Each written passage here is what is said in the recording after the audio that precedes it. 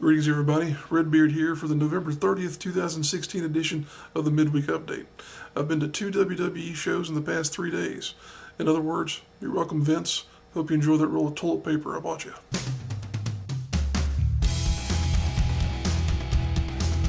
Number 5 story of the week is our reaction to the Smackdown tapings that were held in Columbia, South Carolina last night. This was also the debut of the 205 Live event. Lots to talk about here. We'll try and wrap it up as succinctly as possible. Overall, pretty fun show. The situation here, though, is that they're going to have to do some formatting changes. I really think that as they move forward, they're going to have to work on how this taping schedule goes forward, because SmackDown as it is kind of a mess. And what I mean by that is you have a program that starts off, at least this one did anyway, at 7:45 with a dark match. That was the Hype Bros taking on Breezango. Pretty fun little match there, got the crowd going, great job. The problem though is that you go immediately into SmackDown then, which is a 2-hour program, and then after that they start taking the 205 Live, and then you have a dark main event after that.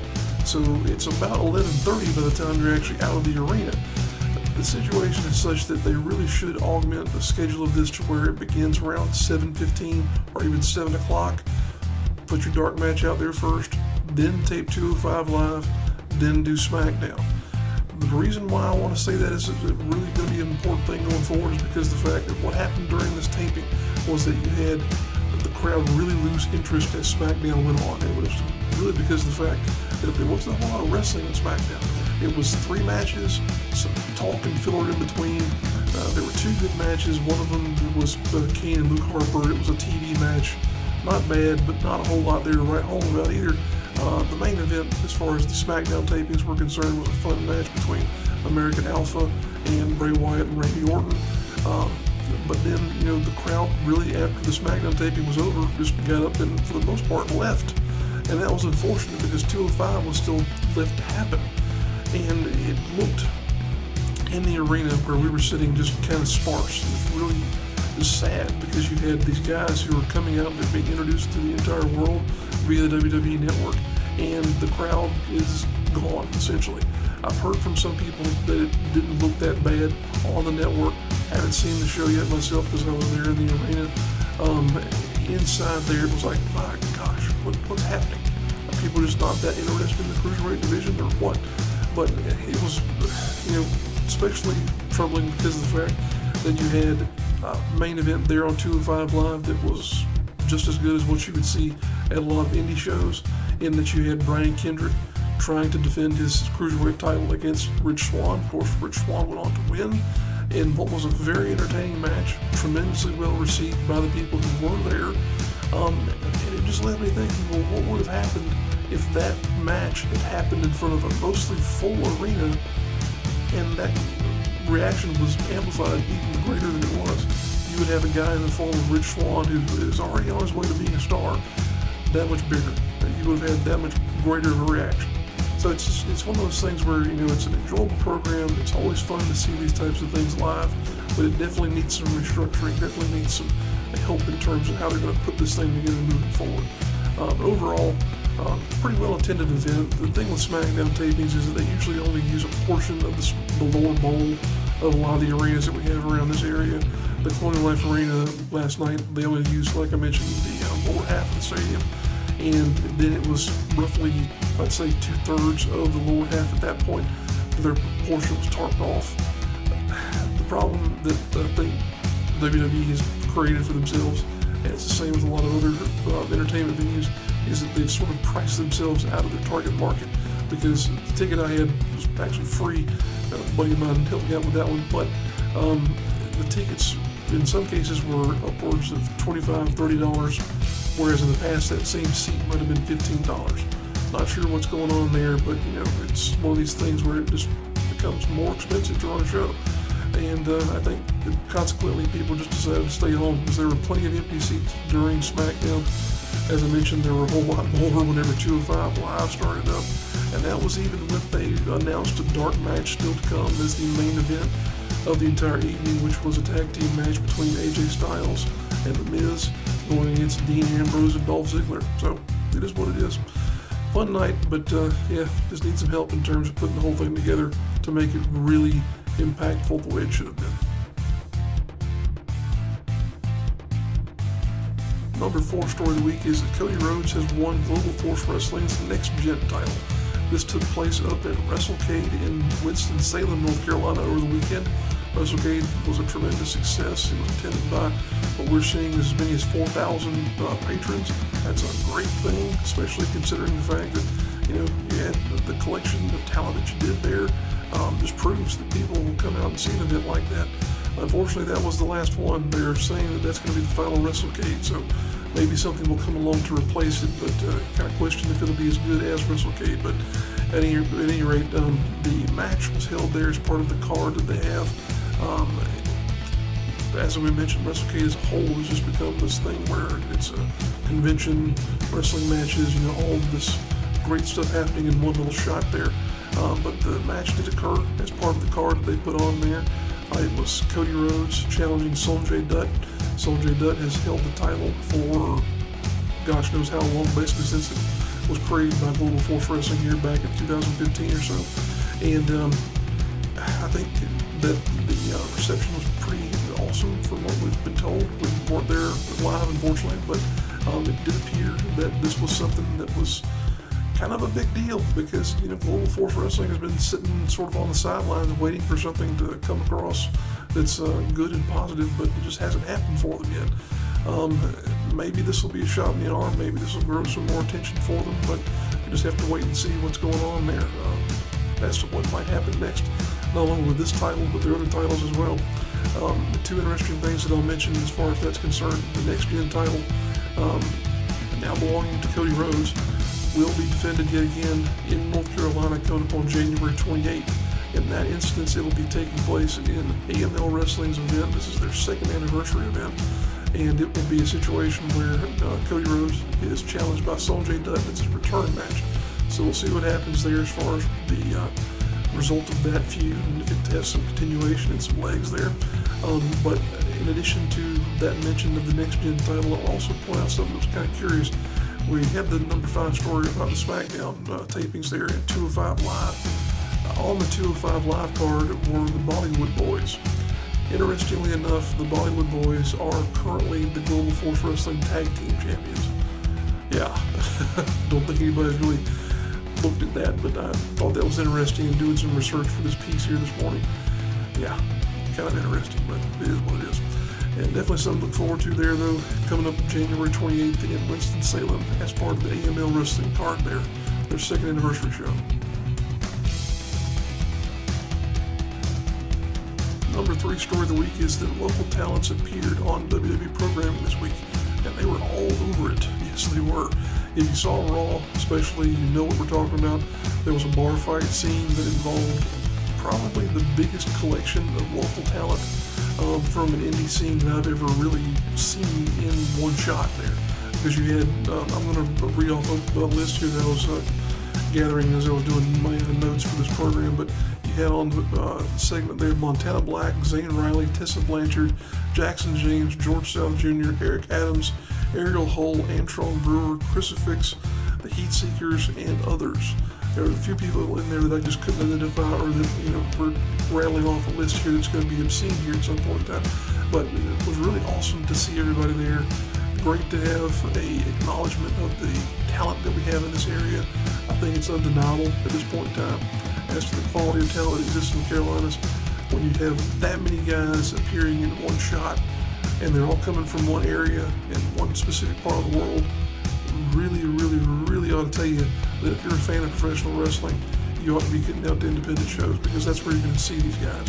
And it's a real blessing in order to be able to say that you're a fan, that you've supported these folks, and that they're getting to a point where they're able to pursue their dreams and are really being recognized for their abilities and for their talents. It's something special in my opinion. But at any rate, the MVP award, I would say, has to go to Montana Black and also Zane Riley there for their involvement in the bar fight scene. Montana Black, of course, came up and gave business to Sheamus there for a little bit, but then Zane Riley, in only the way Zane Riley can, burped in the face of Cesaro while delivering his line there. And it just, it's one of those things where if you know Zane's career and you followed him and whatnot, you know what he's known for. It just really made the entire show. It couldn't have been much better after that. But like we say, great to see all those guys involved. Great to see people getting opportunities, and hopefully, you never know what this might lead to for somebody down the road there. But could we see maybe a Zane Riley in the WWE ring at some point in time? Who knows? James Ellsworth, he's opened all kinds of doors for people, but we'll have to wait and see. But good on you guys regardless. Number 2 story of the week is that Steve Corino has signed with WWE. Not quite in the capacity some people might be wanting him to, but he's still got a job. This is a pretty cool story because of the fact that Corino is a guy who's been around forever. He is not only an ECW original, he's pretty much a wrestling legend in a lot of people's minds for the performances that he's turned in over the course of his career. Of course, he's been involved in Ring of Honor here for a long while.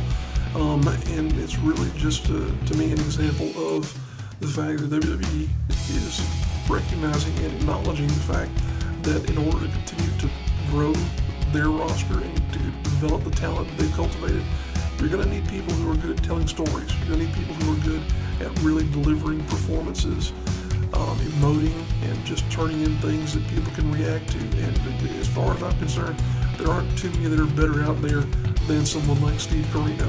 I always point back to a match that is a favorite of mine. I wish back in the day I had been good about recording video the way I am now, but there was a match, this has probably been a good 8-9 years ago now, but it was a Carolina Wrestling Association, which was a precursor to what is now PWX, or Carolina Wrestling Alliance, one or the other, regardless. It was a match that their promoter had put together, and it was a kind of a dumpy little show. It was in the rec center in the town of Kershaw, South Carolina, and the main event was a Broadway, a 60-minute match between Steve Corino and Jake Manning. Jake was managed by Thomas Simpson that night, and really and truly, there might have been 20 people there. But if there was more than that, I'm exaggerating. But it was a beautiful match. I've pointed to it for years as an example of how two guys who are consummate professionals would go out and deliver, regardless of the number of people who were in the seats, because the people paid money to see a show. And guess what? On that evening, we got a show, and I've always pointed to that match as a real shining point in the careers of both of those men. But it was great to see that, and it's an example in my mind of why someone like Corino is valuable to WWE, even though he joins a growing list of people that they have signed as trainers who they never had as an on-air talent. It goes to show you that they know who these people are, and they know the skill set they bring to the company. So it's great to see them adding someone like him to the fold. I'm really pleased about this. I think he and Adam Pearce, and all the other guys that they've got down there, and girls, and of course you got Sarah Del Rey, who's working down there with the women's division. Just great stuff happening. It's a fantastic time to be associated with WWE. What can you say? The rich continue to get richer as Steve Corino joins the WWE Performance Center training staff. And the number 1 story of the week is our preview of the WWE Tables, Ladders, and Chairs pay-per-view coming up this Sunday. We'll have to say there's not been a whole lot of build-up to this show. Doesn't feel like there's been a whole lot of emphasis put on it. And that might be because there's sort of a hangover still in play because of the fact that we've got, this show happening just 2 weeks after Survivor Series, which was this huge event. And TLC is just kind of little brother coming in, straggling behind the big giant thing that was Survivor Series and all that nonsense with Goldberg and Lesnar and all the other matches that were part of that card. But let's go over what we've got to look forward to as part of TLC here. We're going to start looking at kind of the bottom of the card. We'll work our way up from there. We've got Nikki Bella and Carmella having a no DQ match. Yeah, not a whole lot of interest there. Carmella, I think they've kind of dropped the ball in not putting her with Kaz and Enzo. I think they should have done that a long time ago as they worked together in NXT and whatnot. While they're not together now, I think they probably value Carmella as a talent for the women's division because it's pretty thin. If you're going to have 2 women's divisions, you got to have enough talent to support both of them, and they need her right now, so it is what it is. Kalisto and Baron Corbin will have a chairs match. That could be fun. You got the classic big man, small man combination there. Kalisto, I think, has been working well with Baron Corbin, and Baron Corbin's been getting better. I think still some of the personality-wise stuff for Corbin is what's holding him back. Physically, he's got all the gifts that you expect and that you would need want of a big man. So we'll have to see what they do there. Could be kind of fun with, Kalisto being able to incorporate different styles of offense off the chairs and whatnot. So we'll see what happens. Moving up from there, the only match on the card that doesn't have some type of gimmick or stipulation to it is the match for the SmackDown Tag Team Championship. And in that case, Heath Slater and Rhino will be defending against Bray Wyatt and Randy Orton. And having seen Orton and Wyatt in competition here just in the past 24 hours, if they don't win the Tag Team Championship, I will be really shocked. Because there's only one of, well, I should say there's a couple different paths that they have coming out of this match. And they all ultimately are going to wind up with Bray and Randy feuding. But the question is, how quickly do they pull the trigger on it? If you have them come out of this match as a winner, where they have the Tag Team Championships, suddenly they sort of start to split up with Luke Harper maybe and say, okay, well, you're the low man on the totem pole now. We're the tag champs. What are you doing? Or you have sort of a situation to where maybe they lose and Randy and Bray start to feud. Harper maybe gets involved somewhere. A lot of different ways that it can go, but I really think that they deserve a run as the Tag Team Championships, or as the Tag Team Champions, because the fact that Wyatt forever has had nothing. They've been doing just squat with the guy, and I'm a fan of his, so I'm just ready to see something interesting to happen with that character. Then moving on from there, there's a tables match for the Women's Championship on SmackDown. Becky Lynch and Alexa Bliss will be involved in that, of course. Lynch is the champion at this point in time. I kind of expect Lynch to retain, although it would be interesting to see them put it on Alexa Bliss for a little bit there. I think she's got a lot of momentum. I think she's come a long way in developing from being sort of a manager valet in NXT to being a member of the women's roster on the main division there in SmackDown. Whether or not she's ready for a run with a championship, I'm not quite sure. But, it's one of those things where it's not going to make a whole lot of difference one way or the other, because the women's division seems to be tossing around their belts like they're gumballs or something like that, because the frequent title changes on Raw especially have kind of cheapened it a little bit. I'm not sure if they want to do that on SmackDown or not, but they could. So we'll see what happens there. Let's see what else we have. We've got the ladder match for the Intercontinental Championship. That one could steal the show. I know we've talked before about the ongoing feud between Miz and Ziggler and how it's kind of gone on forever, but really and truly, it's been good. They've had a lot of great matches, and a ladder match scenario with somebody like Ziggler, it's a situation where he can play off the strengths of the Miz, and the Miz can play off the strengths of Ziggler. It could be fun. Could be a lot of fun there, and I'm looking to that match, as I said, to really be a show stealer. And of course, I think the only one we have left to talk about is the main event itself, which is the TLC match between Dean Ambrose and AJ Styles for the WWE World Championship, which of course is held by AJ Styles at this point in time. I expect that to be a pretty crazy match overall. As far as them employing the gimmicks and whatnot, I'm thinking that Styles is going to come away from this the champion. The rumors have been sort of pointing to him feuding with The Undertaker at some point in time. Again, you don't know for sure what's going on out there, but it'd be interesting to see the situation develop to where maybe there's a build going into the Royal Rumble to where we have Undertaker involved with the chance of him having matches with AJ Styles. Two legends there who have never faced one another, never really been in a ring together.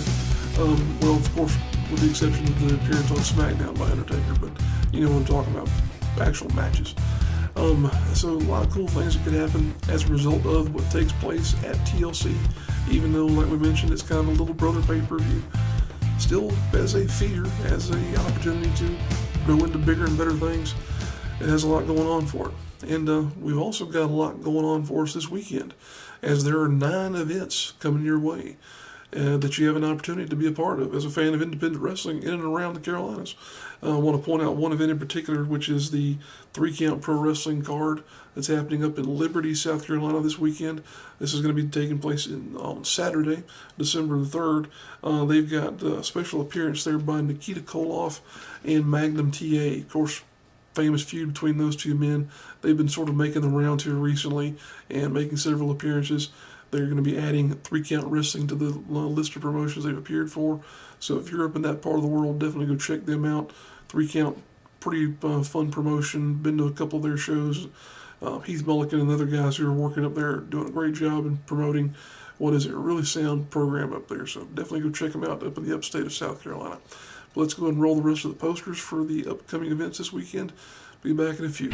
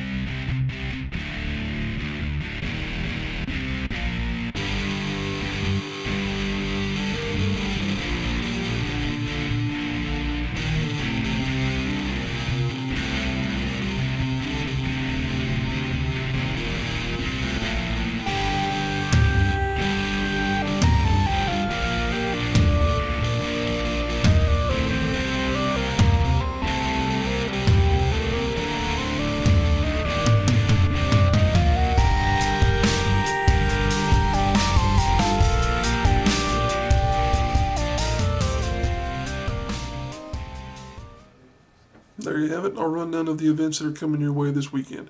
If you are a wrestler, a promoter, or in some way involved with the wrestling promotion and you didn't see your poster as that part of the show, guess what? We didn't know about it. We do our best to peruse social media to stay abreast with what's going on in this part of the world, but we do miss things. That said, if you would send in your information to us via Facebook, YouTube, they have a messaging app on here, did you know that? Email, or any of the means that we have, also Twitter. Be glad to put your information out there in the form of posters and whatnot, not only here on the midweek update, but also on the Facebook page. It's a big part of what we do here with Rasslin and Redbeard, promoting the local shows and talent. Do want to mention one more thing before we get out of the program here this week. We have announced the nominees for the 2016 edition of the Carolinas Professional Wrestling Awards. That is available to you over on the CPWA's Facebook group page. There is a link to that in the description of this video down below. So if you're interested, please go ahead and click that link. Join up with us over there. Be glad to have you as we celebrate the achievements of a lot of the talent working in and around the Mid-Atlantic for 2016. Appreciate you guys tuning in. We'll see you next week.